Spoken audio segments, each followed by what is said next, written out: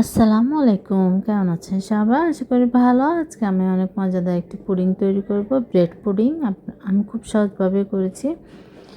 এই ব্রেড পুডিংটা কিন্তু আপনারা খুব সহজে বেঁচে যাওয়া পাউরুটি দিয়ে কিন্তু এই মজাদার ব্রেড পুডিংটা তৈরি করে নিতে পারবেন। এটা কিন্তু বাচ্চা থেকে শুরু করে সবাই খুব লাইক করবে। দেখতে পাচ্ছেন মাশাআল্লাহ কতটা পারফেক্ট হয়েছে, তাও আবার চুলায় তৈরি করেছি। কীভাবে আপনারা খুব সহজে মজাদার ব্রেড পুডিংটি বাসায় তৈরি করবেন সেই রেসিপিটি করে দেখাচ্ছি। আশা করছি আপনাদের ভালো লাগবে।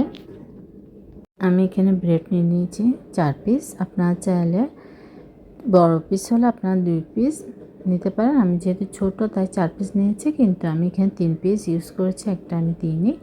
আর এখানে আমি তরল দুধ ঘন করে কিন্তু একদম বড় 1 কাপ আমি তরল দুধ নিয়েছি। এটাকে আমি দুই কাপ দুধকে আমি জাল করে 1 কাপ করে নিয়েছি। ঘন চিনি দিয়েছি স্বাদ অনুযায়ী।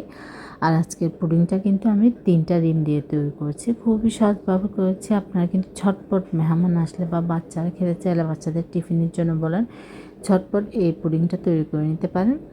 আমি সব কিছু ভালো করে ব্লেন্ডার করে নিয়েছি। ব্লেন্ডার করে নিলে আপনার খুব স্মুথলি হয়ে যায়, তাই যেহেতু পাউরুটি ইউজ করছি আমি।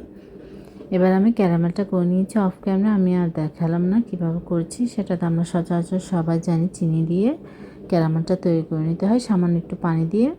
এবার আমি বড় একটা হাঁড়িতে স্ট্যান্ড দিয়ে অল্প পানিটা দিয়ে, আপনারা পানিটা বেশি দেবেন না, তাহলে কিন্তু পুডিংয়ের মধ্যে ঢুকে যাবে। দিয়ে আমি পুডিংটা হয়ে গিয়েছে আমার 40 মিনিটের মতো সময় লেগেছে। আপনাদের সময়টা কম বেশি লাগতে পারে, সেটা আসলে ডিপেন্ড করে চুলার উপর। অনেক সময় কিন্তু বেশিও লাগতে পারে, অনেক সময় কমও লাগতে পারে। যখন এটা হালকা একটু গরম থাকবে ওই অবস্থায় আমি এটা বের করে নেব, কিন্তু সাথে সাথে বের করতে যাবেন না, তাহলে কিন্তু এটা ভেঙে যাবে। এটা অবশ্যই আপনারা মাথায় রাখবেন। সাথে সাথে যদি গরম অবস্থায় আপনারা বের করতে যান, তখন কিন্তু গরম থাকে, অনেকটাই নরম থাকে, যার কারণে এটা ভেঙে যাওয়ার চান্সেসটা অনেক বেশি থাকে। তাই হালকা একটু যখন গরম থাকবে তখন আপনি এটা বের করে নেবেন। ফ্রিজে ঠান্ডা অবস্থায় বের করতে গেলেও কিন্তু আবার অনেক সময় বের হয় না, তাই আপনারা হালকা একটু গরম থাকা অবস্থায় বের করে নেবেন, খুব সুন্দরভাবে হয়ে যাবে।